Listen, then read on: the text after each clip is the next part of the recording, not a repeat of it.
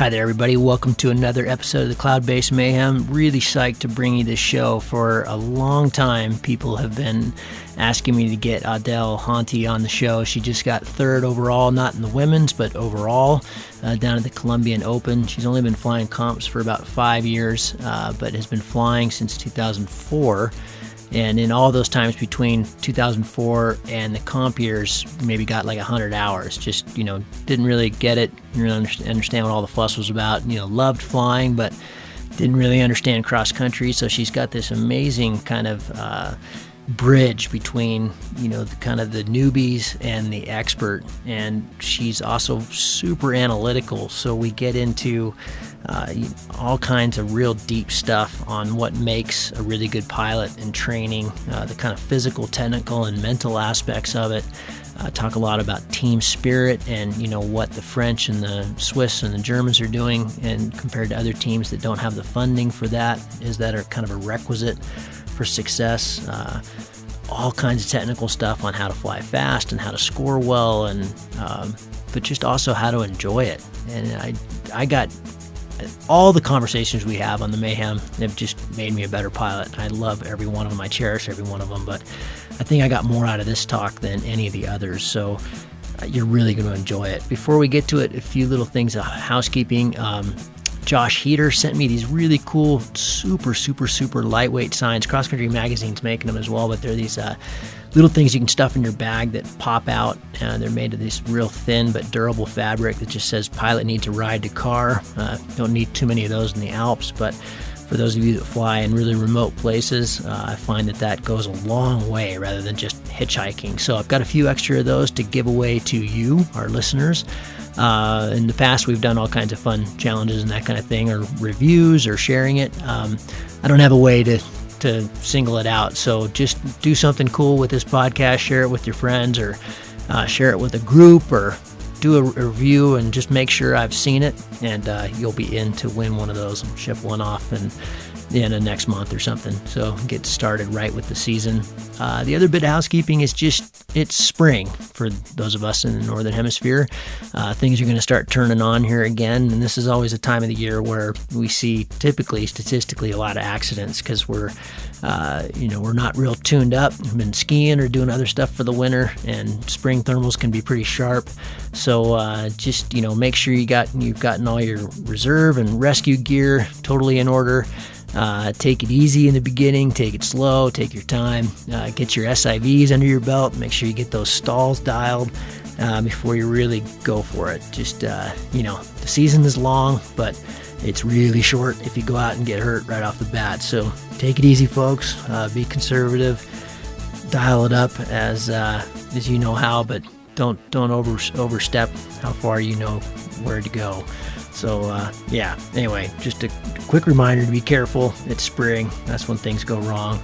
Adél Honti, this is just an awesome talk, a little bit longer than some of the ones we do. And that's just because I didn't want to stop it. It's just fantastic. There is a lot here. So, without further delay, please enjoy this conversation with Adél Honti.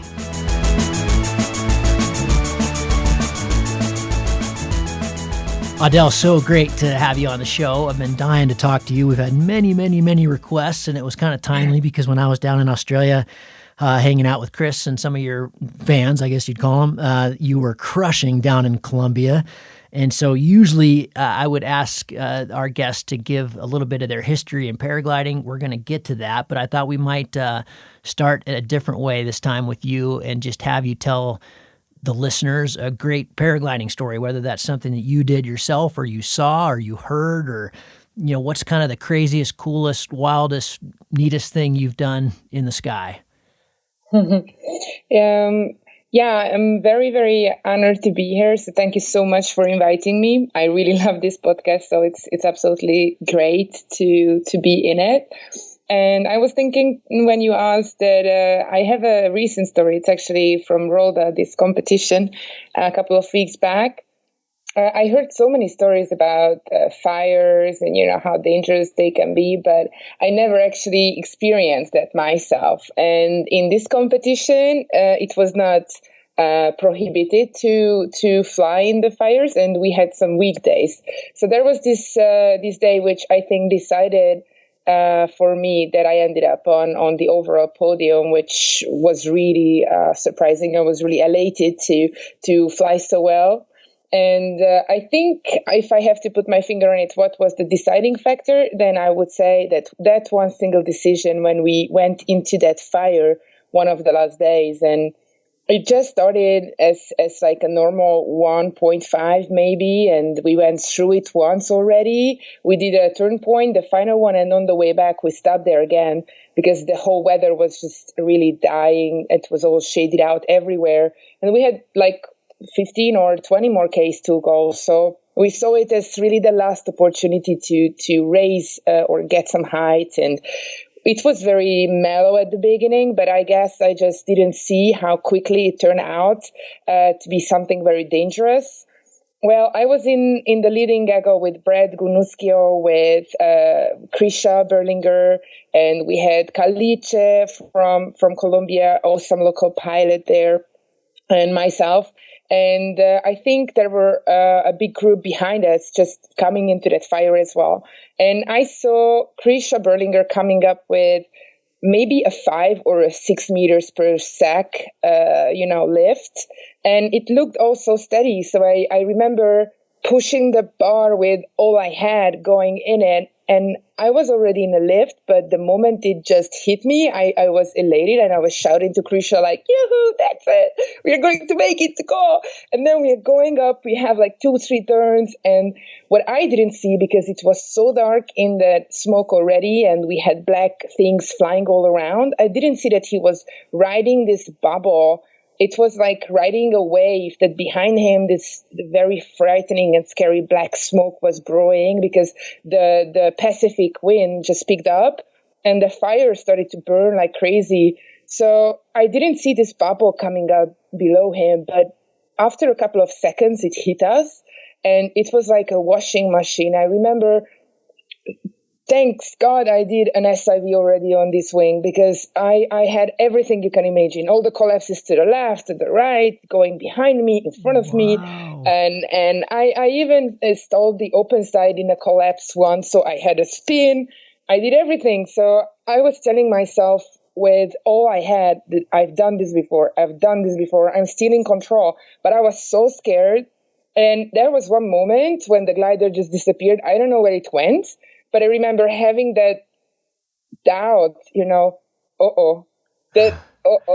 this might be trouble. And next thing what went through my mind is, what happens if I throw a reserve in the middle of a fire? I mean, it's possibly very silly. And then, you hope you got a beamer then. Oh, geez. Yeah, I have a square and a beamer. Throw the right one. Yeah, and well, I think not necessarily skill was what saved me there, but the bubble was really a bubble and we just fell to the side of it. So we just slid to the side in the turbulence. And when we were already on the side and the glider just rearranged itself somehow, then I could manage that and I could fly out of this fire. And I remember not hearing anything except my own heartbeat. It was like beating so fast and so loud that I had to actually put some mental effort to calm my mind, and looked around and I saw Caliche, I saw Brad coming out, I saw Krisha as well, and that I looked back and everybody landed. Like everybody decided, okay, this is too much, or they went out, and it was only the 4 of us, no one else. And we had a very gentle flight to the goal. I mean, it was not full bar anymore. It was just survival. And we had to stop twice with birds so low that we were really thinking that, we might not make it. But I had a very, very strong conviction that the 4 of us would just make it to go. And I was repeating this. And we crossed the goal line so low that we couldn't even turn into the wind to land. So we were landing right, crossing the top of the trees and just hit the goal line. And wow, that happiness, the 4 of us on the retrieve car, it was not the bus. It was just one jeep taking the 4 of us back. And Wow, it was absolutely amazing. That is amazing. I have a more somber fire story. Many people will probably remember this or heard about it on the forums or that kind of thing. But I'm kind of surprised they still allow fire flying, because they in 2012 that was all very much still allowed in the super final in 2012. It was one of the last days, and the leading gaggle came up on like a proper inferno. It wasn't one of these just fires that's kind of milking along. It sounds like kind of what you got into, but it was just really, really going off.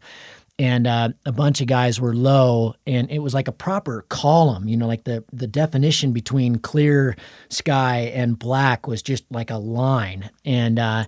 And Kriegel went into it, and a bunch of guys did it, but Yasin went in like 50 feet off the ground. He was really low. It was classic Yasin out in front and pushing hard, and it just completely lost his glider, and he ended up 2,000 feet above cloud base, and he'd broken a whole bunch of lines at that point, and his glider was wrapped up so many times in twist. He figured over a dozen times that it was like a rope over his head.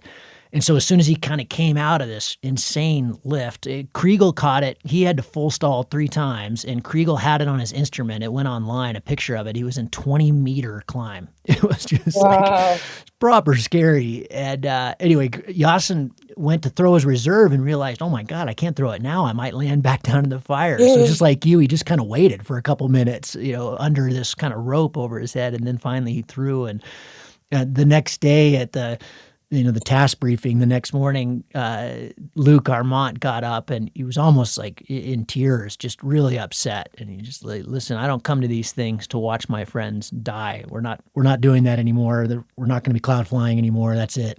Or I'm going home. So I'm surprised, because it's such it happens every day. They light those fields up this time of year. I'm surprised that they still allow it, but that's a happy fire story. I like that one. Yeah, but on the other hand, I have to mention that once we got back to headquarters, we met Miha Girlak, who won this competition, and he is absolutely a stunning example of a very, very controlled, amazing pilot.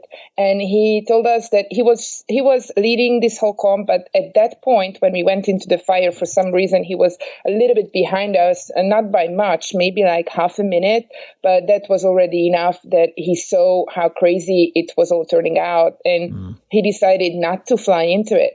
And when we met him back in the headquarters, still in that elated state, he just told us in the calm voice of his that I think that was irresponsible, so I decided to land, because at the end of the day, this is just a game.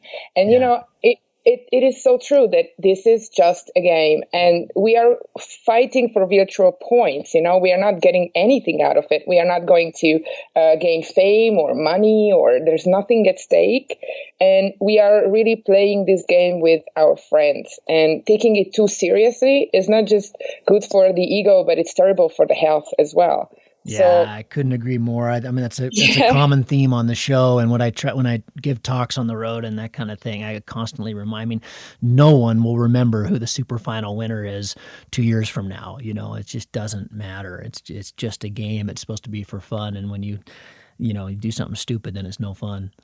Yeah. So it was an awesome story, but I think it reminded me that sometimes a terrible story and an awesome story it's just a hairline difference. It's just so small. Yeah, it could have gone the other way for sure. So when somebody asks me, do you recommend fireflying? No, I do not recommend it. Definitely not. Yeah. So that's a good junction though. So now let's jump to your history, because as I understand it, you've been flying for quite a while, but you've only been flying comps, pretty recently, like the last 5 years. So take us through that a little bit, and then I'd like to hear about, how you've had some success. Well, I started flying in 2004. And I was really just concentrating on work at the first couple of years. So flying was mostly restoring, thermaling, just enjoying myself with my friends, going on tours, flying maybe 10 hours a year or so. So when in 2013, I had maybe 100 hours in that 9 years. So I was relatively, unexperienced and not much cross-country flying at all. So my mentor and best friend, Kopány Belicai, asked me why I'm not so into flying anymore. And I just said, well, I don't know. I mean, I'm not sure I really understand what's so great about it. And I just can't figure out this invisible mass of air. I'm not sure I understand. And I'm sure there is a science which is behind it, but I'm not really cracking this code here. I'm not really so good in it. And he told me, well, the best way to learn is to come to a competition. And he used to compete when he was between 14 and 18. He already peaked in his paragliding career. I know it's crazy, but this guy is that good. And he flew already like worlds and Europeans. He was Hungarian champion. And he just lost motivation by the year of 18 and he stopped. And he told me that, listen, if you don't fight competitions, you're never going to really improve and learn. And my approach, I remember my response was, you are crazy. I can't really fly well. How can I even go to a competition? And you should be good first. And that's when you go. And he just signed us up, both of us, in 2013 to the Syria Cup. I remember that it was the Hungarian national championship at the same time, and we went, and I had a blast. I sucked so badly. I was so bad. I realized I can thermal. I can even pick how to take a good line, and nothing I thought I learned in that 100 hours of flying, everything was basically wrong somehow. And I'm that kind of person who is really analytical. And if I find something which I don't really understand, I start to take it apart. And I look at every single piece and I learn how I can improve every single little building block. And that's how I basically build businesses, or that's how I work as a business developer and business coach. So it just really it irritated me that I sucked so badly. And then I decided, okay, because it seemed like a great fun and a lot of good friends were there, that I'm going to think about it. I'm going to sit down and really think about it. And that's what I did.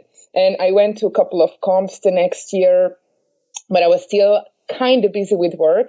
But I got very lucky afterwards that work was going in a great direction. I had more free time. So in the last 3-4 years, let's say 3 years, I could attend maybe 6 comps a year or something.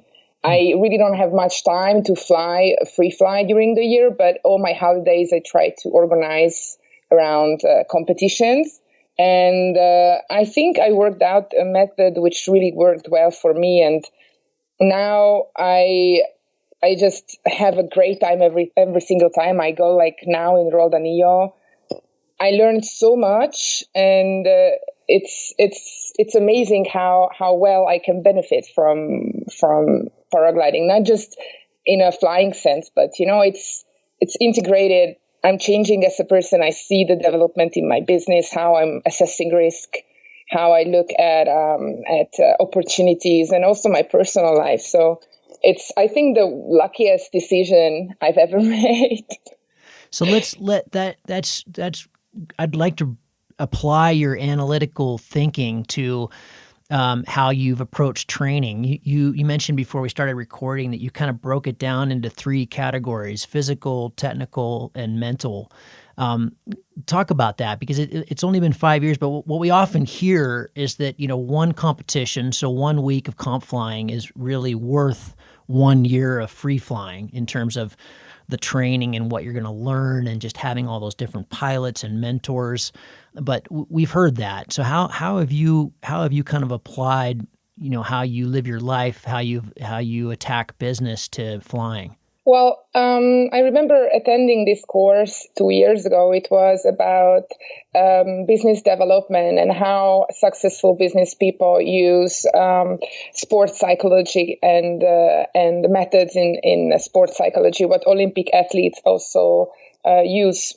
And it really fascinated me, and I decided to look up books about it. And then it just, one thing led to another.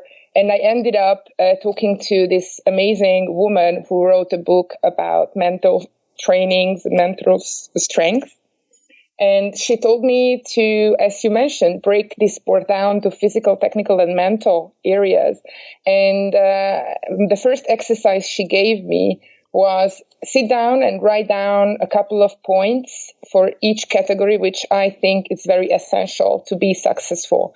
And then ask my fellow pilots, my national team members, or other pilots I really look up to also write their own categories. And finally, to rate me from 1 to 10. Well, that was super scary, but I went ahead and I made this leap of faith to ask my friends to give me points.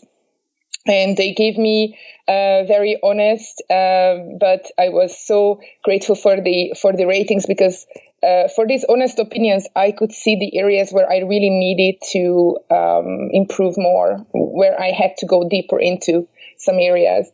And what I put together and they put together was quite similar, although I had to, I couldn't help but notice that most pilots in the mental area didn't know what to put. Some of the great ones had some very good insights, but most of the pilots, even the very successful ones, put a lot of technical points into the mental bracket. Category. Huh. And it just made me realize how undervalued that area is. And I really didn't really understand at the beginning why. But the more I learned and the more we started to discuss openly, mental trainings, feelings, fears, all these areas, I realized that maybe because it's so attractive, these adventure sports are so attractive to men, maybe there is some kind of taboo about talking about fears, controlling our emotions, what type of trainings we use. And some pilots are amazingly good in it. Some people are very instinctive about it, but there are a lot of people like me maybe who need a structure. And once I see a structure, I can work with it and I can improve there. What does that look like? So basically, how we went along, I first started to look into the physical category, because I always looked at paragliding as a very technical sport, and I was not sure how much the physical aspect comes into the picture. Obviously, in the Red Bull X-Ups, it's very easy to tap the physical elements, how necessary they are, or at the hike and fly. But in my type of flying, I was not really valuing it much till that point. And then I realized that endurance and the ability to concentrate long is very strongly correlated with each other. So if I wanted to be able to fly better or even to improve more, I had to start to look into bigger flights or longer competitions like FII category 1, like Europeans or Worlds. And I attended so far 1 Europeans, 1 Worlds, and 1 PWC. And when I noticed that after a couple of days, I was just unable to wake up happily or energetically in the mornings, because I was just so tired. Sometimes I flew 6 hours or 5 hours a day, and after like 5 days, I was fretting the upcoming 6 more tasks, And I realized, okay, that's definitely one reason why I have to start working out more. And now I also see that if I check the performance of a race car driver, for example, I'm very lucky because the gym I go to, the owner is a race car driver, and they have special training, concentrating type of trainings for race car drivers, Formula One, go-karts, and so on. And they call it Fit for Race. And what you do there is in 1 hour, they give you so many things to do at the same time. It feels like a circus. Like there is a huge fit ball. You are kneeling on it. You have a small ball in one hand, another bigger ball in another one. And while you are balancing on top of this fit ball, kneeling there, you are throwing these 2 balls to the wall. And because they are different sizes, they are going to react different way. So one is flying back to you faster. The other one is slower. And once you are able to do this, and I'm telling you, I've done it and it really feels like a circus, then your trainer starts to ask you mathematical questions or questions about your day, messing up your concentration. So it's very, very complex, and you can work on concentration in this type of trainings as well. So another aspect why it's so important to be fit is definitely safety.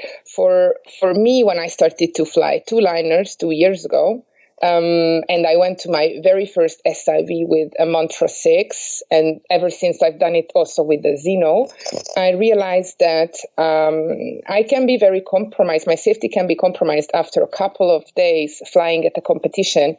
If it's super turbulent and I need to stall my glider out, which happened to me in real life before, that I had to stall my glider out in a cascade, then if I was not fit enough to do that after 5 hours of flying that day, and let's say 30, 40 hours of flying in the previous days altogether, if I had pain in my shoulders or I was not, up to the task, then it can be dangerous. So it's very needed.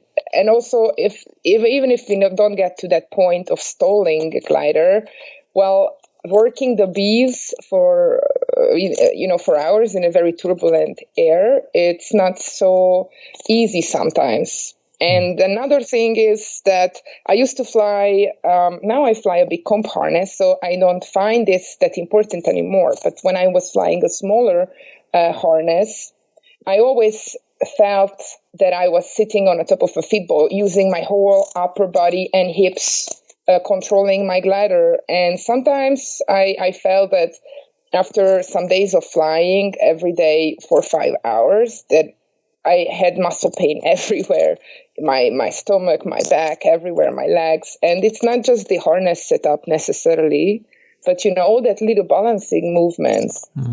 So that's also another thing. And then when I was not so fit, my whole equipment now is about 30 kilos, sometimes 33, so depending on my own body weight. But I was making stupid decisions based on comfort, that if I was low, then sometimes I took the easy way out, not even consciously, just unconsciously concentrating on a village or a bus stop or something, and ever since, I don't care if I have to walk 2 hours with this equipment. I'm just more confident letting myself be, letting myself to drift more into areas where there is no landing option or there is a landing option, but then no roads or no villages. So it makes me overall a better pilot also, just by not having that pressure. I think that's a really, really critical point that you make. And I think we think of it more in areas like where I fly in the Rockies, because there are no roads, that we talk about that quite a bit, as opposed to the Alps, where you've got, bus stations and train stations, and it's, there's just more infrastructure. So you don't have to think about it as much, but it's still even, like you said, even if it's unconscious, I think it really affects the decisions that you make. And if you look at like Kriegel's track logs in the X-Alps, he's often completely abandoning course line because it's the move that makes sense. If it doesn't work, it's going to put him way deeper in a much, much harder walk. Which I think the rest, for the most part, the rest of us in the X-Alps, just as much as we say we're going to ignore that, we don't when the race happens. Not because we're not fit, we really are, but we're constantly thinking about, God, if this move doesn't work, then that's going to add 2 hours on the ground, and no, I'm just going to keep going straight, and hopefully I'll make it work. And then inevitably you end up on the ground because that's not the XC move to make. And I think that fitness level, it doesn't, like you said, it doesn't have to be the X-Alps. It's just for good flying. To start flying big lines, you just have to be totally comfortable with landing deep with whatever you have on your back and walking out. That has to be a non-issue. Yeah, definitely. So now I work out 3-4 times a week. Normally 1 hour is with weights, and half an hour or 40 minutes running. So I try to put it together, and I really don't enjoy the gym. I'm not that kind of person who would normally just do it, but I broke my leg 3 years ago, And during that period of recovery, I put on like 10 kilos, most probably because I was really not moving, and I tend to eat when I get stressed. So that was the moment which really changed my workout schedule. So before I was just casually going for like aerobics type of things, these common things what women prefer to do. And at that point, I really needed special help because I just couldn't do anything with the broken leg. I needed physiotherapy, special type of training program, and so on. So I was super lucky to meet a great trainer, and then she helped me to lose even more than what I put on during those periods. And then I just stick to it. And because of that, I noticed how it was influencing my flying in a very favorable way. So now I feel way much more healthier, and I have better understanding, about, as you said, decisions, that I never have the pressure anymore, and it feels great. So I really recommend it to anybody to consider working out, not just, for health, but it's great for flying too. Yeah, I think often underrated in our sport because we don't think of it as a very physical activity, but I think it massively impacts your flying, especially like you said, when you start taking longer and longer flights. I think a lot of people, when they bomb out in 3 or 4 hours, don't attribute it to that. They just think they made a mistake. Well, it's a mistake that you probably wouldn't have made if you have that endurance training and that focus, and there's no real way to get that except by training. So let's switch. So what about we've talked about the physical, what about the technical and the mental? Technical, I think it's something what most pilots absolutely, most probably they would put all these things on the list as I did. It's very easy because this is what we all talk about. This is what we really concentrate on.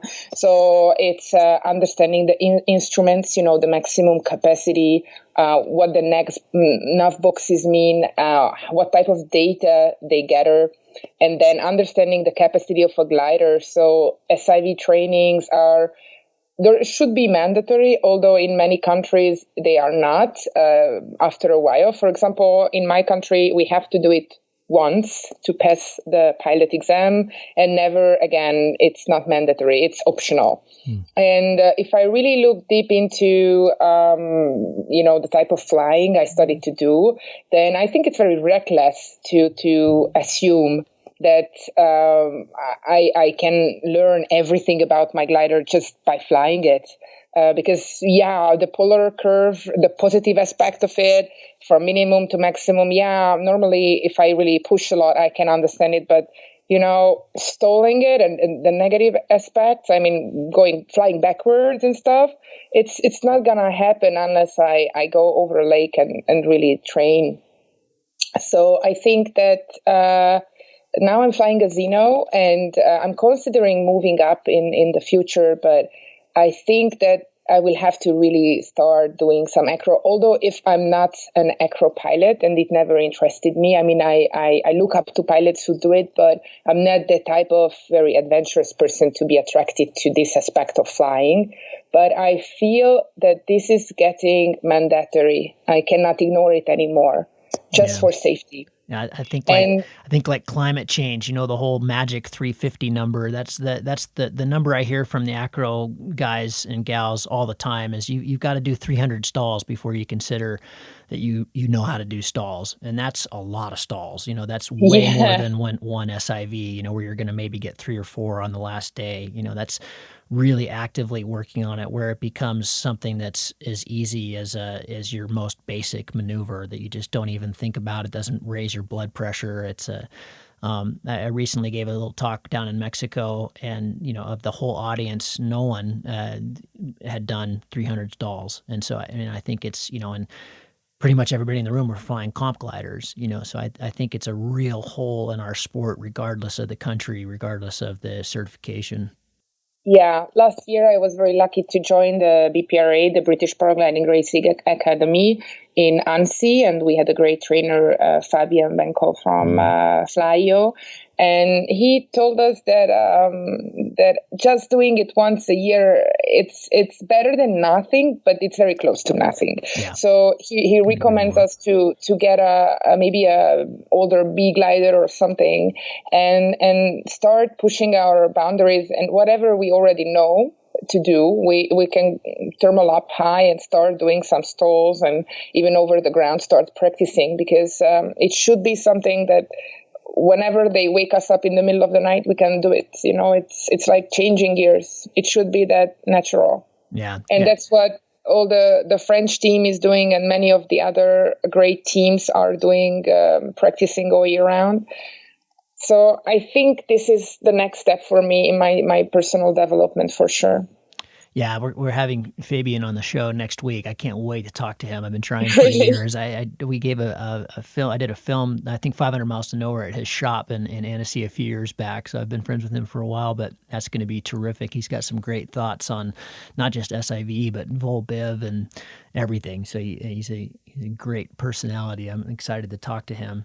Absolutely. I remember this last year that we were practicing rapid exits from a 360, which is the maneuver you do before start stalling the glider. So I remember doing it in one direction. It was okay. And he told me, okay, now switch to the other direction, do a 360 to the left, and then a rapid exit.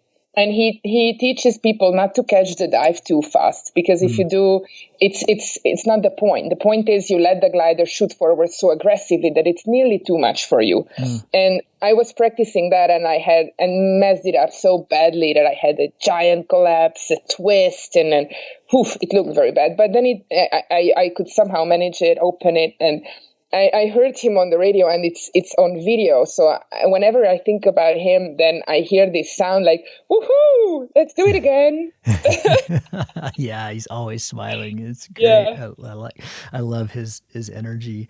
Yeah. Okay, so the mental side, maybe, we don't have time to go through all the little boxes that you had to tick when you went through, you made that list, and then you had your friends make that list. I mean, I just think that'd be something that would be terrific that we all had to do, and how scary that must have been to go to all your mentors and go, what am I good at and what do I suck at? But what were some of the kind of real big takeaways there? Well, definitely, I realized that I didn't have enough self-confidence. That was one of the issues many of them told me that I needed to work on. Because whenever I went to a takeoff, for example, my first European, I was there at a takeoff with my glider in the heat in Macedonia, and I was thinking, oh wow, this Seiko is coming, so yeah, she can take off in front of me. And then, oh wow, this is Luc Armand, okay, he's going in front of me. And I was just letting everybody pass, because I was thinking, what happens if I fall on my face in front of this crowd? What happens if my ballast is too heavy and I just roll down to the bottom of the takeoff? And I don't know. I had all these thoughts in my head, and I was ready. I wanted to take off, but then I was just stalling and waiting, and I was not confident enough. And then when in the air, before the pylon, it is just so intense and can be very aggressive that people touch your glider. And whenever I'm experiencing it a lot nowadays, but now I learned to react it in a different way. But I had this problem that I was in a thermal, and people were coming in and they were cutting me off. I noticed that they were not flying to the end of my pod, but behind me, but they were aiming to my feet. They were coming to cut me out. And if I turn my face and I showed them, I'm seeing you, I'm going to slow down so you can cut in front of me, they did. And I was so sure that if I don't do it, they're going to fly into me and we're going to crash.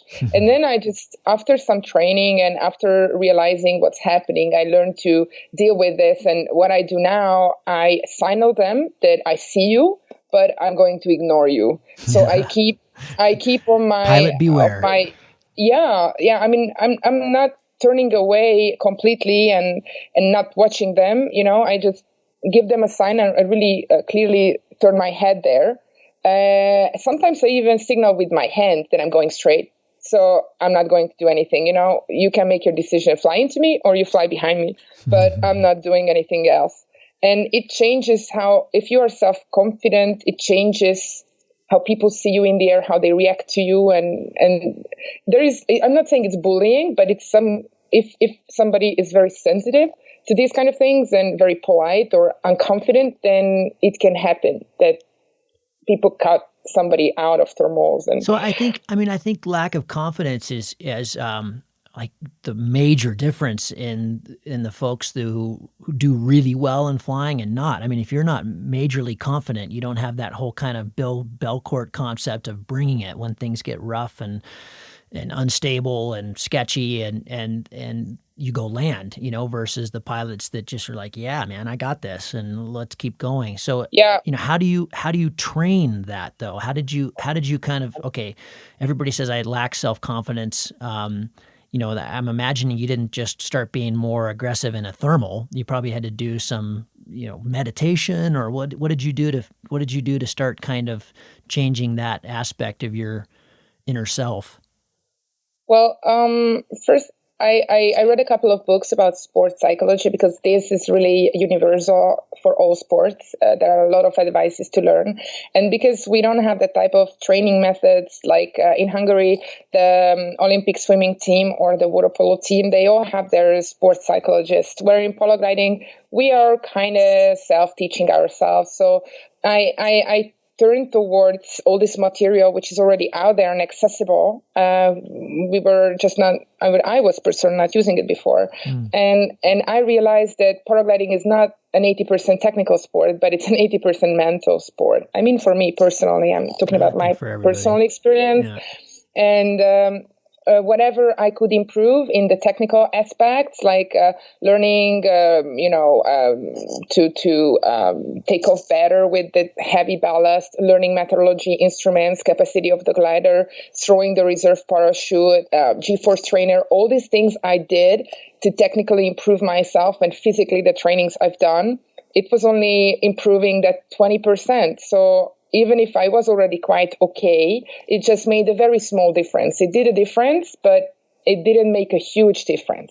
But once I started to really do the technical trainings, I learned about modeling, visualization, using a mantra, learning to deal with fears, how to set the goals right, dealing with failure, working on my self-confidence, meditation, focusing, choosing a mentor, and self-analysis, all these things I started to learn and practice more. I just realized that my flying got way better. Like the leaps, when I only had 600 hours when I was about 200 in the world ranking or something. So, I mean, it's not something I really check, but 2 years ago I had to do, they asked me to do a speech for the Hungarian flying community about competitions, because I was the newest member of the paragliding national team in Hungary, and my views were quite fresh, and it was, people were interested, as there was never a woman in our team, so they thought that it's a fresh perspective. And I sat down and I really did the math, and I did a lot of statistics, what I learned and how I could translate this down to numbers which most people understand very easily. So I checked my world ranking and I checked the trainings I've done. And I don't know if 600 hours is much or not much, but for me, as I'm completely average, I mean, I'm not a very athletic person. I'm not,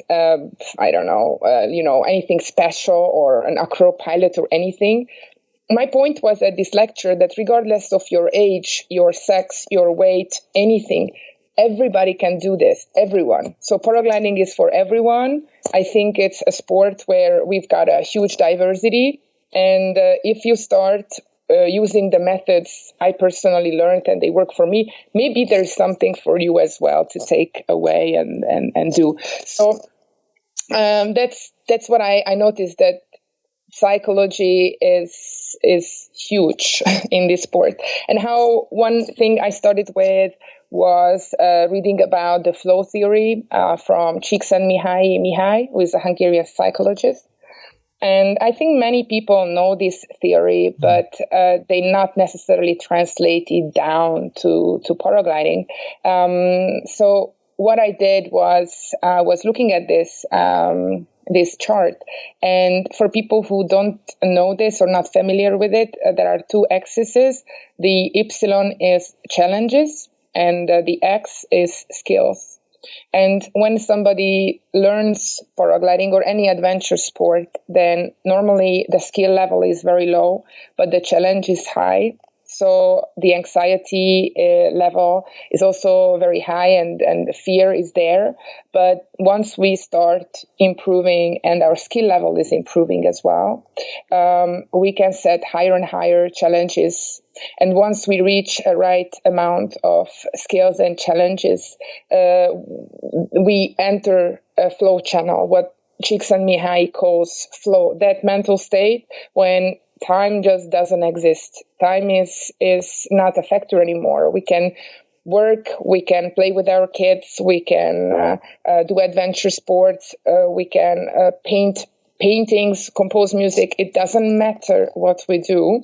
So the important point is that we focus so high that even if 5 hours passes, we just don't realize that time is gone because we are so intensely in that moment of doing something, of creating something, of solving a problem. And if we don't set the challenge high enough, but our skill level is high already, then we experience time, we experience because of boredom, we experience every minute is just so slow. It's dragging its feet. It's never gonna end. But on the other end, if we set the challenges too high, which is not in proportion to our skills, then we experience that time is running so fast that we can't even put our finger where it went. We can't recall what happened. For example, great example is an accident. I'm sure many people already had that moment in their life. Maybe it was a car crash, maybe it was paragliding accident, or they just slipped and fell on the floor. But when somebody asks, so tell me from second to second what happened there. If you are in the high challenge but low skill level, then it's very hard to recall. So I remember in one of my paragliding accidents, I fell down 500 meters before I could manage the situation, and I was falling for half a minute already in a complete shock. I had no idea what's happening. I don't even remember how I got that kind of cascade. People saw it, so they could tell me. Now I can also tell you I just had a giant half side collapse, and I over controlled the open side. I stole the open side. I got to spin, and I just didn't recognize the configurations for some reason. And then when I tried to manage that, it just became worse and worse. I reacted slow to this and that, and I ended up with a bad cascade, and I wanted to throw my reserve. And that's when I realized that, okay, this is the moment where I throw it, and I have to look down where I'm going to end up. And I look down, and I see a giant power line under me. So my whole mind cleared in that second. I lost that panicky feeling because I realized I'm going to die here, most probably, if I keep this up. So I remember every single second from that decision that I need to control this moment, or I really just going to stop existing. And I look down at my instrument, I check the wind speed, the wind direction, I check where, if I'm in this height, if I throw the reserve, where I'm going to end up with my reserve. I look around and there is another power line there. So my chances of throwing a parachute and ending up alive, not, being electrocuted, was very low. So I decided to stall my glider, and I never stalled it in a real life situation until then. And I just started to fly the M6. I had maybe 10 hours on it or 15. So I was a newbie in the D-liner category, and I just stalled it, managed to open it back up 150 meters above the ground, and just over the power line, I flew away. And I can tell you every second after, as I said, after I realized that this is gonna be it. So if somebody is not in the moment, in the right skill set or mindset with the right amount of skills, then it can be very dangerous, and even it can lead to death. So once I figured out this theory and what it really meant, I realized that my goal for the future, and not just in one single day to stay in the flow, but try to stay in the flow in my life to balance, my skills and challenges in the right way. And once I also realized that anxiety is not something I can get rid of, it's always going to be there, I accepted it, and now I welcome it, because I know that if I'm advancing, if I'm moving out of the flow, because I'm learning something, then it's going to be normal that anxiety will hit me and fear will hit me as well. And for that, I just need to learn some exercises how to deal with it. But it's not something I should be afraid of, because it's a good thing to have. It's like an immune system, or if it's like sensitivity in the skin. Just imagine how terrible it would be if I could just switch off sensitivity in my skin. In a cold weather, my fingers could freeze because I would never realize what's happening, and I would never put on a glove. Or for example, working in the kitchen, I could just put my hand on the stove and burn myself crazy. So all these kind of things can happen without fear as well.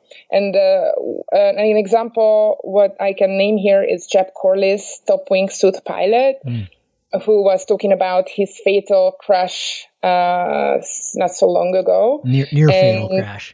near fatal crash. Yeah, in South Africa. He survived. Yeah. He's amazing. He's on the top of his game. He's one of the absolute best wingsuit pilots in the world. And he said himself, and I quote him now because it really resonated with me when I watched this video of his about that near fatal crash.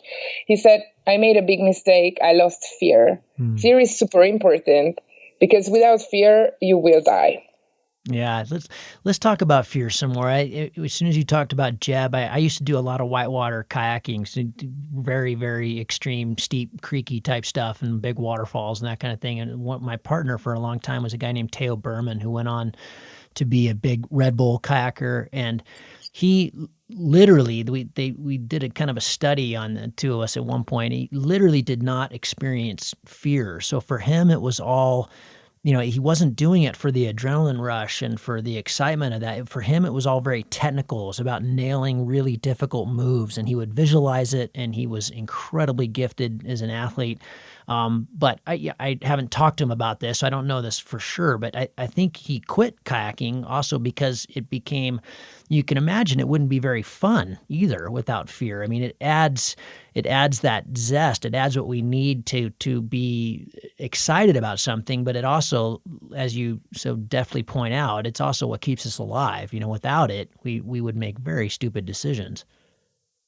Yeah, definitely. I think that most people cannot mentally switch fear off, or you cannot train your brain to deal with it in that way, that even in the dangerous situations, it's not going to go away. I mean, that's what sports psychology says, that it just as your skill set improves and the higher challenges you give yourself, if you set the amount right, then you're going to experience the flow. But if you set the bar too high, or something, unexpected comes in, then fear, or not, maybe some very expert sportsmen, they don't call it fear, they call it anxiety.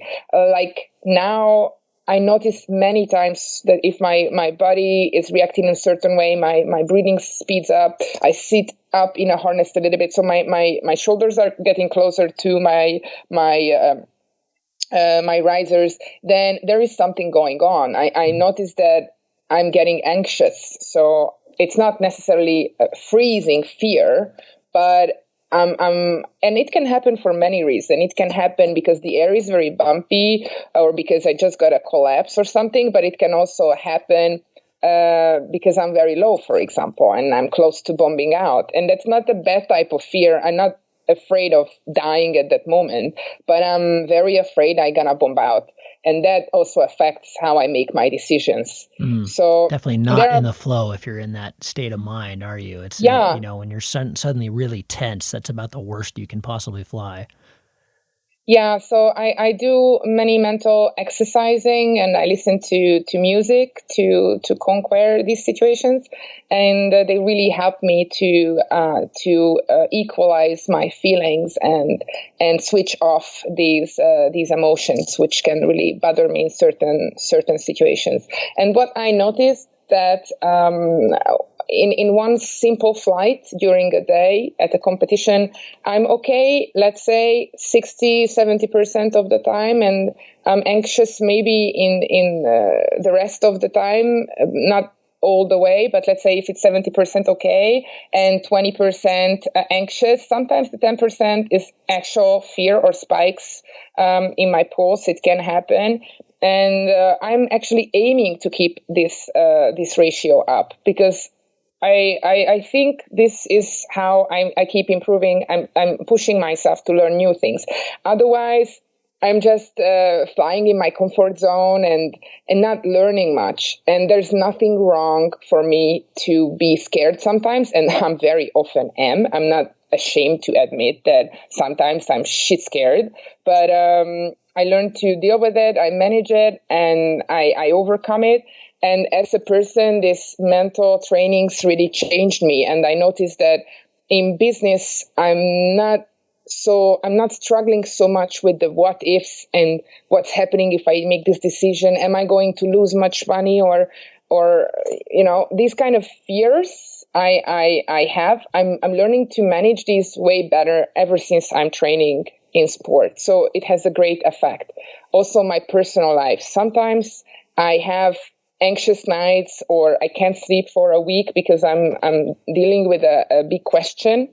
And now I take it as a good sign, because normally when I'm experiencing so much difficulty in life, I know that I will start working on it very hard to seek out a solution and work on it. And sooner or later, it will turn out to be to the beginning of something great and something new. So if I have a difficult period, I keep telling myself, you've been this before, you know what it means. So just take charge, take control.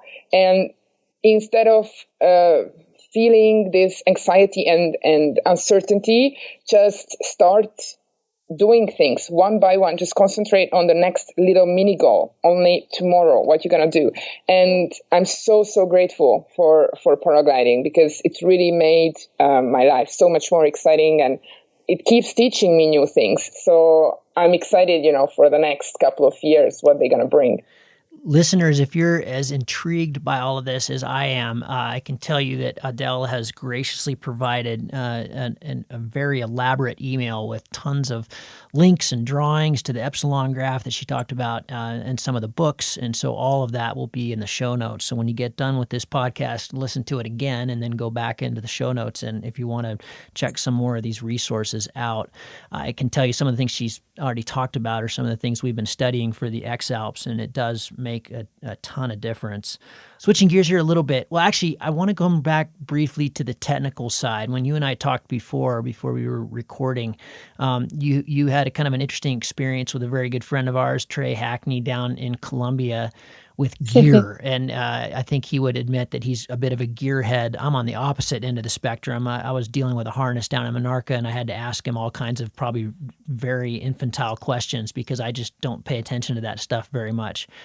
Just briefly touch on that technical side. You already have, but we didn't mention like gliders and tuning, and because where I want to go with this is females in the sport.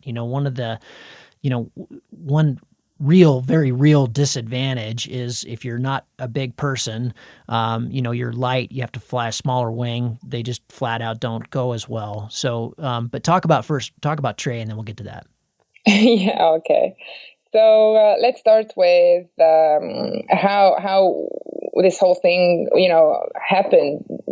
I met Trey 2 years ago, and he was the superior pilot, no question, absolutely flying way much better than me, smashing it at that time. But then he had an accident after that, and the recovery was not easy at all. And he did a great job, because now watching him carrying his equipment and flying this amazing two-liner, it's great to see him back. And at the beginning, because he just got the Zeno recently, at the beginning, he was struggling a bit with the newness of this glider, although these type of gliders are not new to him and he had experience with them.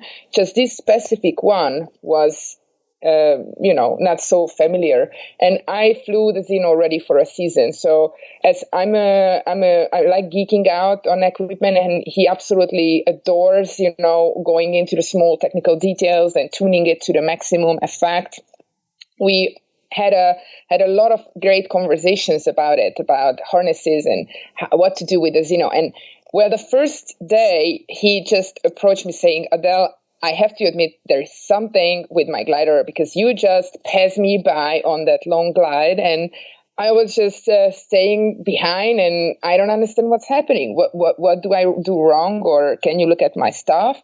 So we went into the details, and these two-liners are super, super sensitive. And I, as I said, I don't normally fly much like free flight, but I go to comps.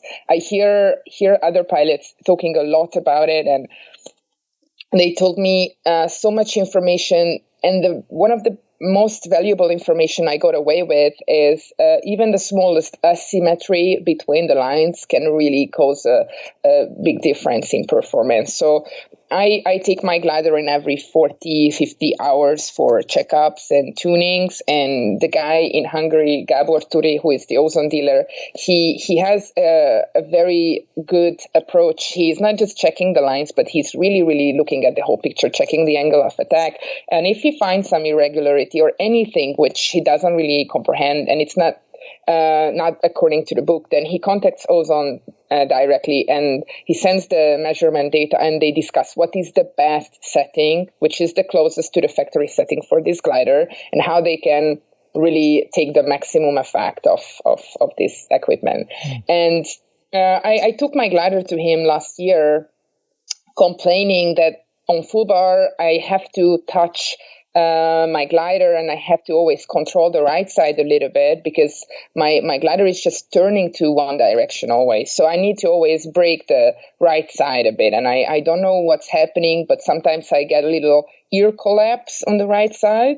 And I would be very grateful if he could check my stuff. And when I went back to him a week later, he told me that there was 1 centimeter difference between my left and right side, but I shouldn't be overly concerned because it's impossible to feel that 1 centimeter. I think he just forgot that I took my glider to him with a complaint. So it is possible to feel even a slight little difference. And 1 centimeter is not small. I mean, for me, it's not. And how I like to fly this glider, but it's very personal, it's my preference, is that when I'm on a glide and I'm pushing the full bar, I'm really aiming to lean back as much as possible and move my toes up a little bit so my harness is not leaning down and I don't ruin the aerodynamic, aerodynamy of this harness. And then I'm not resting my hand on the wooden handles on the bees. I mean, my hand is there and I'm touching constantly the risers, but I rather push a little bit than pull.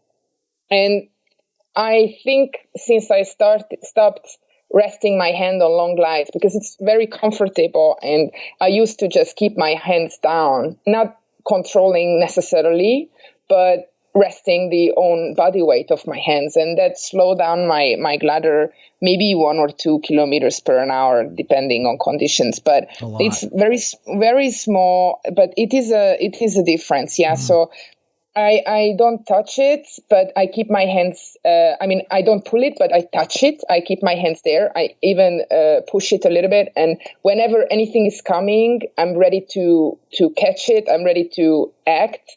And the more aggression I feel from there, the more aggression I give back. So I'm really, really doing, this type of balance with the glider. But when it doesn't require any aggression or anything from my end, then I'm not hanging on it with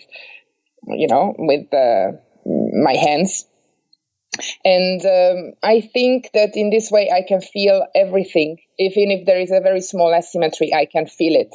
And if the glider is asymmetrically out of trim, that's not a big issue. I mean, it's not good. Obviously, it's not a good thing, but it's not so bad if it's asymmetric. And if somebody does a lot of spiral dives at the end of the task, then it can also make the glider look like a propeller, like a helicopter. So it's not very good. So I was checking Trey's stuff. If first I checked if he released the bees, because with the Xeno, after 50 hours, angle of attack changes, and the factory recommends to release the bee lines. And I asked him if his stabilos were not shrinking up a little bit, because that also can happen, that the tips of the glider starts to pull down a little bit, and that also changes the overall performance. So much can be changed with a good expert, but I mean, you can loop some lines, but there's not much to change if one is shrank. So you have to change the stabilos if they are just too short.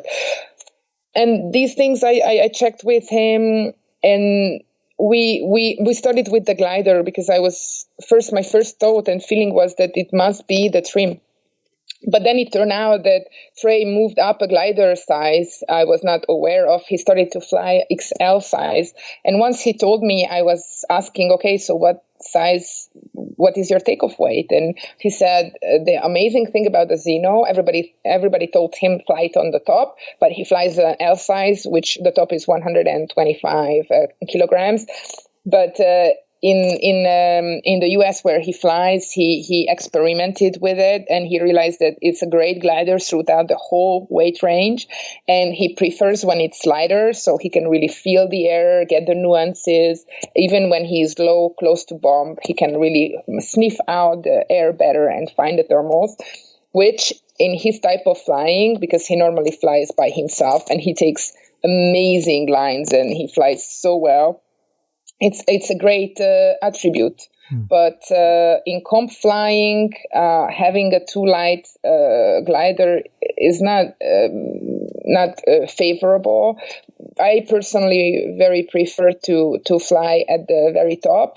And I like it if my takeoff weight is in the middle, and I can play with the water. I can ballast up if I want, but I can also dump it. It's very, very rare I decide to dump the water, because who knows if I run into some headwind and something at the end of the task, So I prefer to keep it even in different situations, but I have the option to get rid of it. Now, Trey, he has a great option to get rid of tons of water, because he now is flying his glider on 113 kilograms, so 12 kilos under the weight maximum. So I gave him my ballast bag and told him fill it up with water and just try flying with it. And I think it was day 3 or day 4, final glide, 4 or 5 pilots, we were just pushing it towards goal, and I see Trey and his smiling face overpassing me, and he flies into the goal. You should have kept your secret till the very end of the comp and then told him. No. Why? I mean, it's no, I'm kidding. That's great. It's not really about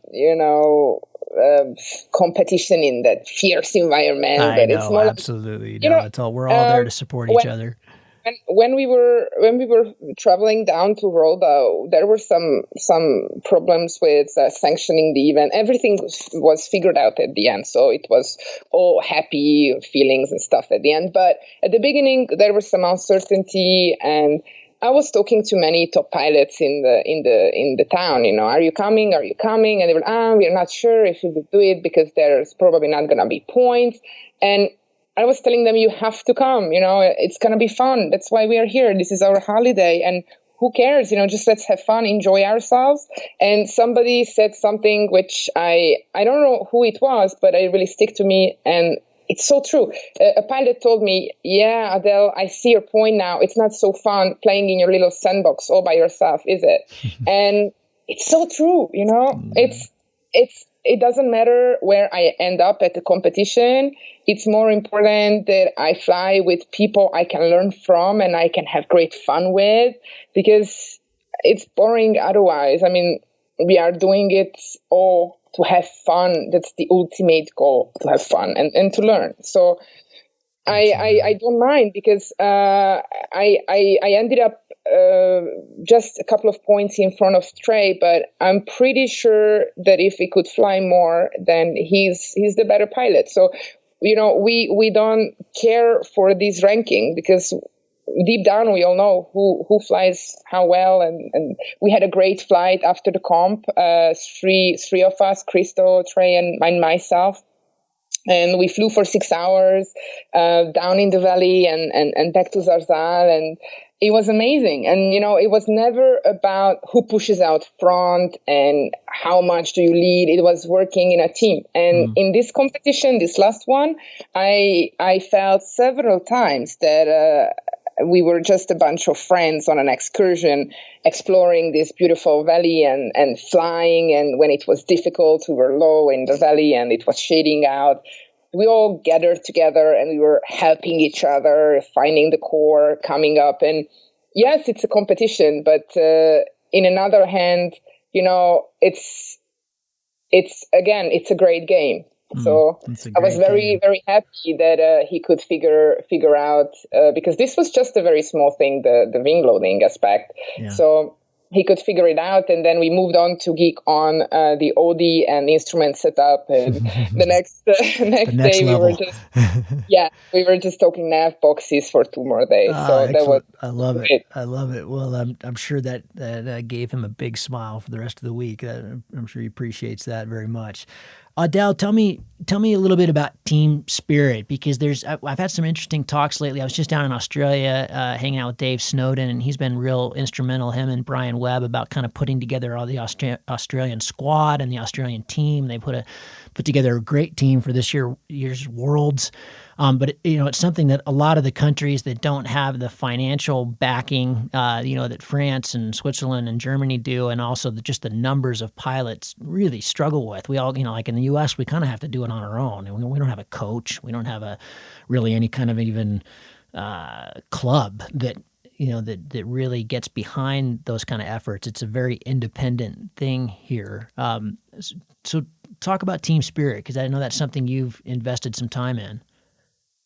Yes, because Hungary is very similar in aspects, as you said, in the US.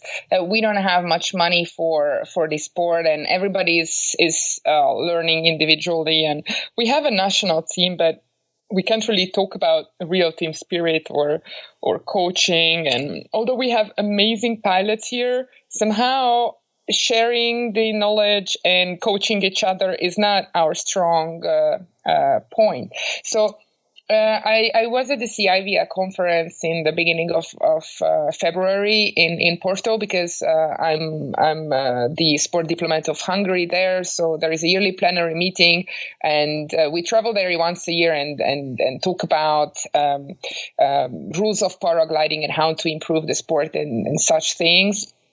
And Didier Maturin, I hope I pronounce his surname right. So Didier is there as a representative of France with another pilot, and he's also the team coach of France since 2008. And I was very lucky to travel with him 1 hour to the airport this last time. So we had a lengthy discussion about the success of France. And I asked him this question, and I was asking him, how does he look at the advancements of pilots? What is the success of France? And because I was thinking, money, you've got so many pilots there, over 10,000, maybe even more. And obviously, if there is so much money and they have even a high school and in university, you can choose paragliding as your faculty. So that is a great base. And I read in some years back one of the interviews he gave, and he said that we have a big pyramid of pilots in France, but it's one thing to have a lot of pilots at a good level, and it's another to develop pilots to the world-class level. So I asked him, how did you do it? What's your secret? And he said, building a team. And I didn't really understand at the beginning what he was talking about, but then he went on and he said, once you break down the ego of pilots, that they are afraid to share the knowledge because they are afraid that I'm the best one now. But if I share my secrets, then you're going to overtake me. You're going to learn more. You're going to do it better than I do. And the beginning pilots are not so happy to work together. But then once they realize that there is in the natural curve of progression, there is a plateau, which everybody hits once. Sooner or later, and you just struggle. You can struggle to move from that level. So you reach the very good pilot level, but the world class level, it rests in that point. If you get another couple of good pilots around you, a great coach, and you start sharing the information, you start learning from each other, learn from each other's mistakes or successes, and work together, not just because you are so altruistic or because you love society and you want to help, but because that's the key for your individual improvement. And I was thinking about it, and then I said, yeah, but don't tell me that, the fact that you are there full time and you are employed there full time, it doesn't help. So money is required. And then he just said, okay, explain to me the Slovenian team. Now I was thinking, oh, wow, okay, so Hungary has 10,000 people, inhabitants. Slovenia has 2 million. Hungary has 10 million. Slovenia is way much smaller. They have 2 million, and they have world-class pilots who are absolutely amazing and smashing it at every competition, and they don't have a huge backing either. But what they figured out is being friendly, being a group of friends, sharing the information, having a good time is the key to success. And we could do that as well. I mean, technically, in any country, you can do that, and you don't need money for it. You just need one or two motivated pilots who will take their egos and put it in the back seat and say, okay, let's sit down and let's talk. Or we just sync our calendars, we go together and we think together, because why I'm so active recently in the backstage and in the organization levels in paragliding is not because I'm such a busy body and I have so much time, because I'm very busy with my work. But I realized when I started flying that there are so many obstacles, and a lot of them are pointless. And the good thing about Hungary, that it's so small that the bureaucrats we have, they don't really care, if you take some free work off their shoulders. So by rewriting the Hungarian Sport Codex, creating new rules for record flying, harmonizing our structure to the FII rules, creating a female national team, it just created so much more opportunities. And even yesterday, I had this pleasant experience going to there was an award ceremony where we award record flyers and we give the Sportwoman or Sportman of the Year award. And there were several members of my national team there, and I respect them a lot. I really look up to them, as they are amazing pilots. But when I was asking them, would you like to participate more in this concept, working on the regulations more to smooth it out, they were saying, no, it's just too much work and nobody's thanking us for it. So why should we do it? And it hurt my feelings in a way, but I realized that it's not that, for me, the right approach is not to get hurt and just move back to the back seat and say, okay, I'm not going to do it anymore. If nobody is caring, I'm not going to do it. No, I think the right approach should be to be more insistent a little bit and just just show to a bigger group of people that, by contributing just a little bit, you don't need to put your whole life up to that. But if you want to have fun, and we are all paying our own money. I mean, in my country, nobody sponsors us. I'm not sponsored. I pay from my hard-earned money to enjoy myself. And this is my holiday. This is my hobby. I'm not a full-time pilot. So for me, it really matters how I spend my free time. I want to have great fun because that's the free time I have. And the rest, I'm spending my time on other things. So for me, the quality of my free time really matters. And I think the good approach is what Didier pointed out, that we should shift perception. I should not give up and push on to show more people, especially the newcomers in our national team, that working together is essential. It's the key for all of us to advance more. And it's a struggle, but we can do it. And the good example is already there. Look at Slovenia, and they are doing it in a great way. So I'm really hoping that sooner or later we will also get there. A lot of it's just pressing the start button, isn't it? It's just, it's getting people moving in the right direction, and then it all kind of coalesces and goes the right way. It's like a snowball. Yes, but it's not easy because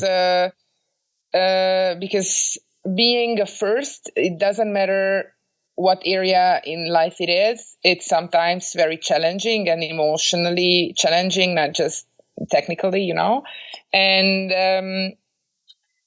I think it's another challenge in my personal life. How I gonna take this in the future? If I can really rise above, because I'm experiencing a lot of, and I don't understand why, many negative emotions about it from people. When as I said, there is absolutely no stake here. Nobody is paying anybody to volunteering to doing some work, but I'm very, very positive that by doing a good example, more and more people will get on board, and it will help me also. If I'm saying from an egoistic viewpoint, it will also help me, not just others, but we have to all move together into the same direction. So I'm working towards it, and I already see a lot of effort starting to have a result.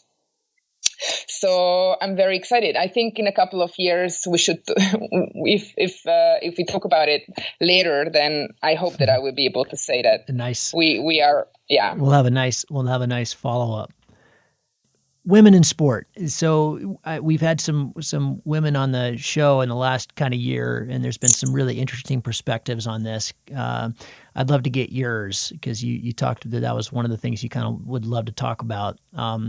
There's so few of you in this sport, and the big question, of course, is why. I think you have a unique perspective on this. I think that it's very easy to grasp that adventure sports don't attract that much women. Everybody knows the statistics that in paragliding we have about 10% women.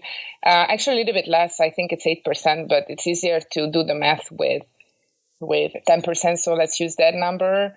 And there are many reasons why we are not, that many in competition. I get this question all the time, so I gave it some thoughts in the last couple of years. And I think that if we go back to the three characteristics, what we talked about, what makes a very successful pilot, then if we talk about the technical aspect, I don't think that there is any disadvantage being a woman, because everybody can learn to use the instrument and capacity of the glider, takeoff methodology, all these things.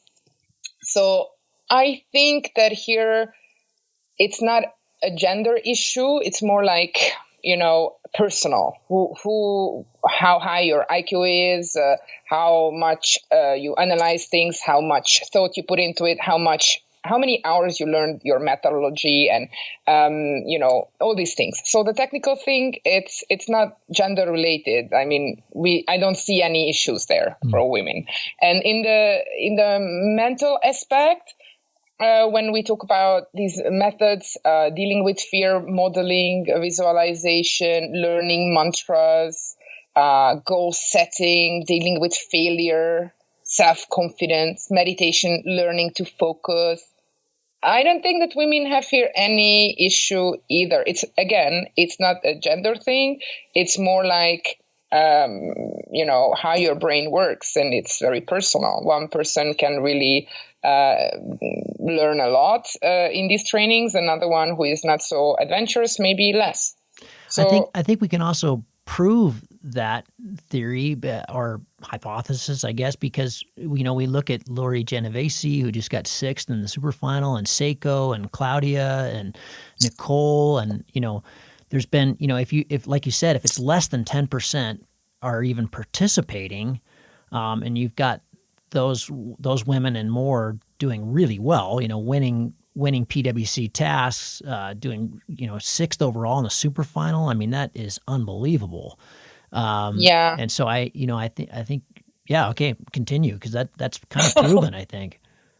Yeah, I think what everybody knows that we struggle with is physical size. Yeah. That 80% of female pilots, according to statistics, fly a glider which has a takeoff weight between 65 to 95. Mm-hmm. So my takeoff weight is very unique. I belong to the 4% of women who can fly an M-size glider.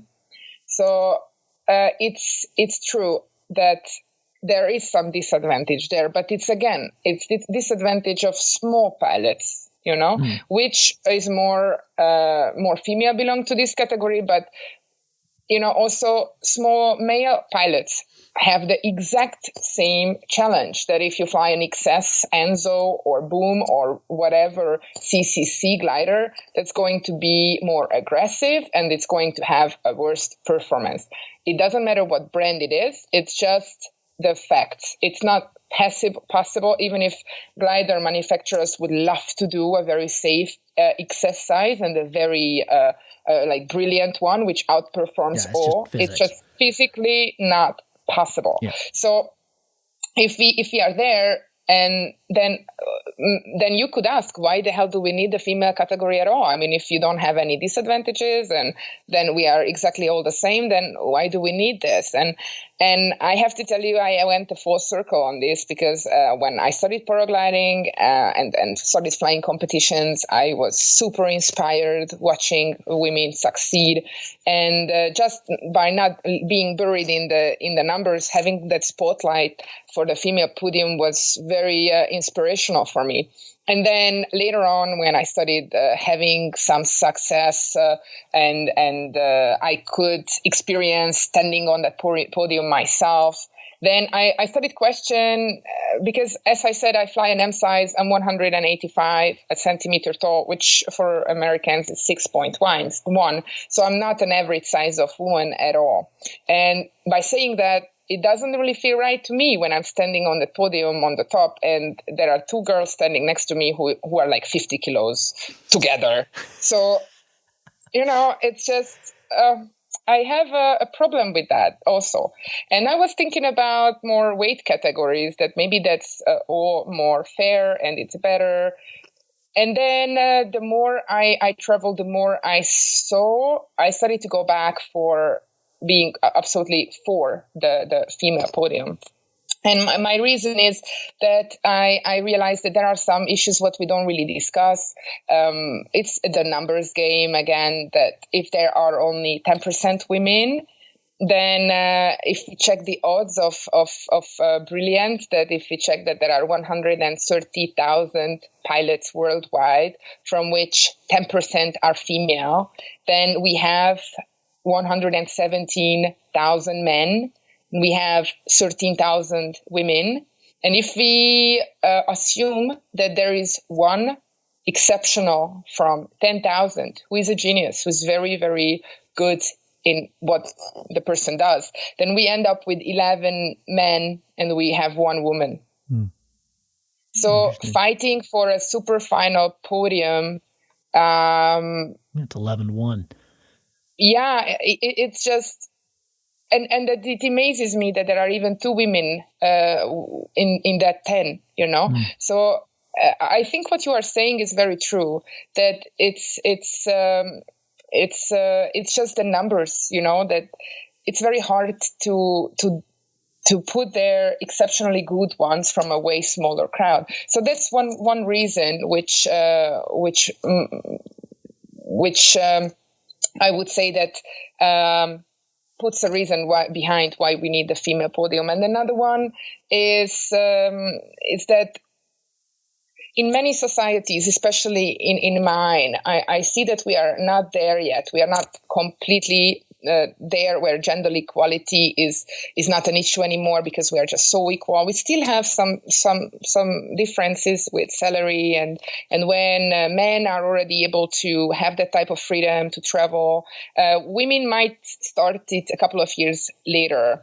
And it's not something I'm judging. I'm just saying this is a fact. So if you look at the success rate in paragliding, that, as we discussed, it's very mental, but obviously it needs technical learning. It takes time. So by the time somebody reaches the level to fly a super final, I have never made it to that level. So it's just my observation. It's not my personal experience, but what I see there, or what I saw when I flew the world, that the average age was around 40 to 50. Mm-hmm.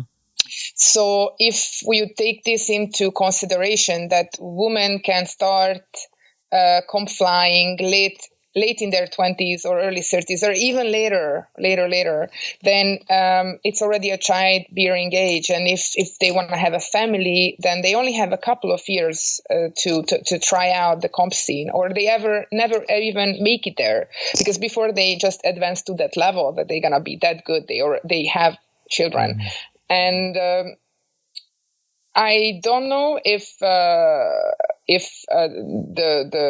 risk profile is much different for women. Some people argue that yes, women are not that adventurous. I don't like to think this way. I think it's, again, very personal, because there are some men who are super careful, and there are some women who are absolutely adventurous and amazing. So it's not a gender issue, but I think it's a family issue, that once you become a family man or a mother, a woman, then you just don't necessarily want to take those type of risks anymore.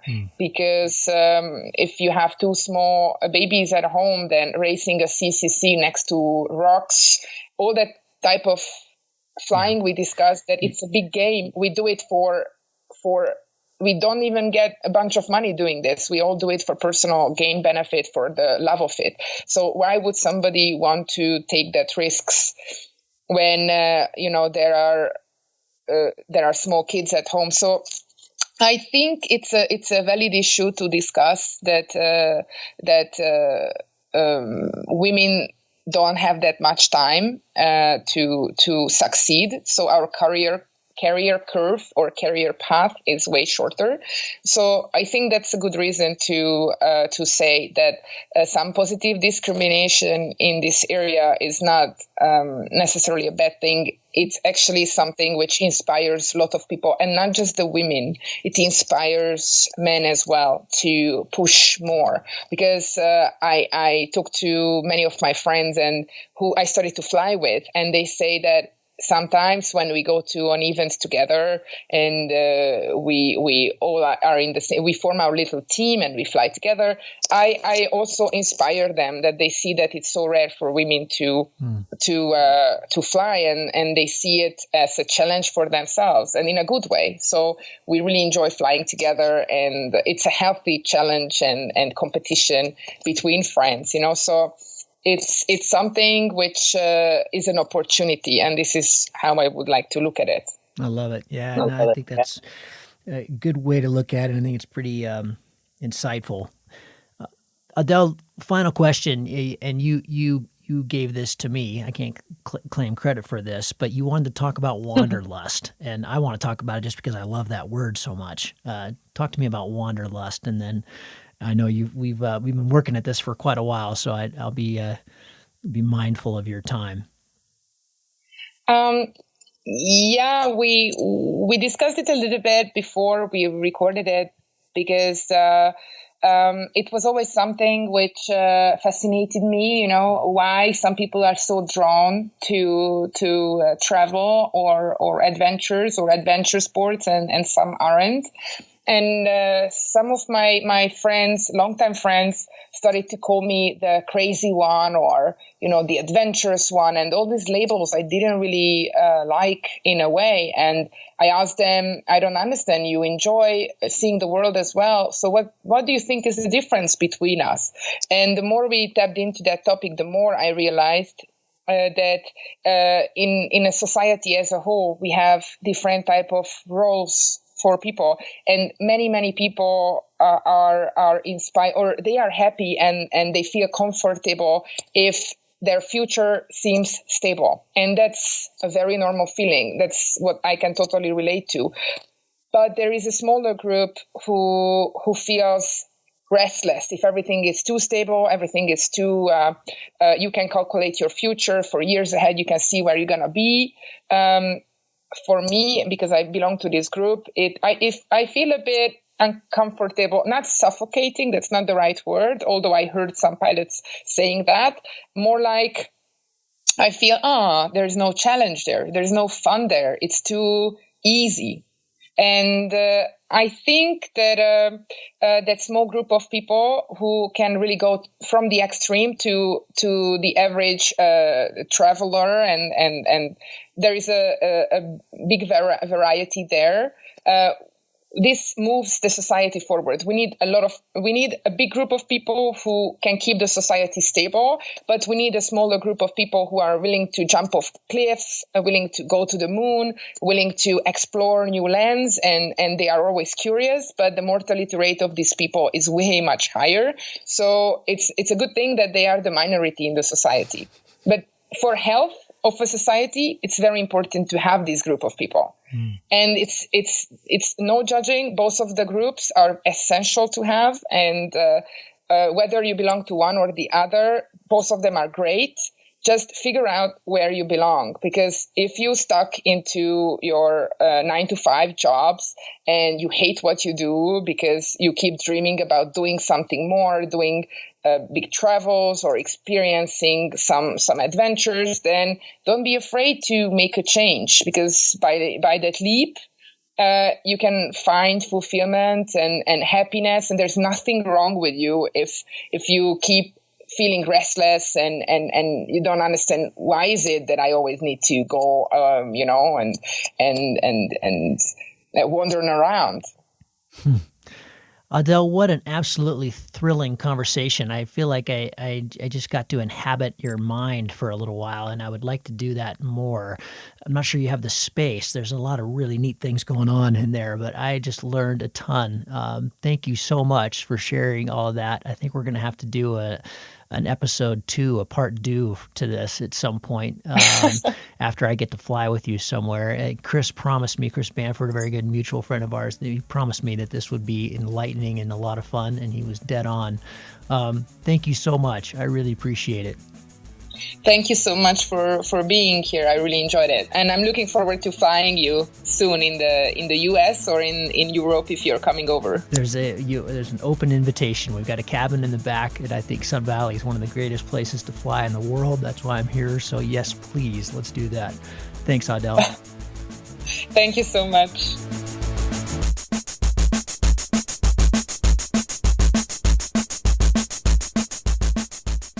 I hope you enjoyed that. As always, if you got something out of this, if you learned something, treat it like a magazine subscription or something else. All we've ever asked for is $1 a show. You can find the links to do that either through PayPal or Patreon on the website, cloudbasemayhem.com. And just got a whole new shipment in from Recaps. My friend Annika Herden just sent me 50 new hats, Cloud-Based Mayhem hats. Every single one of them is totally individual. They're super cool, all sustainably made and stuff. They're pretty neat. So you can find out how you can get your hands on one of those if you support us through Patreon. That's patreon.com//Cloud-Based Mayhem.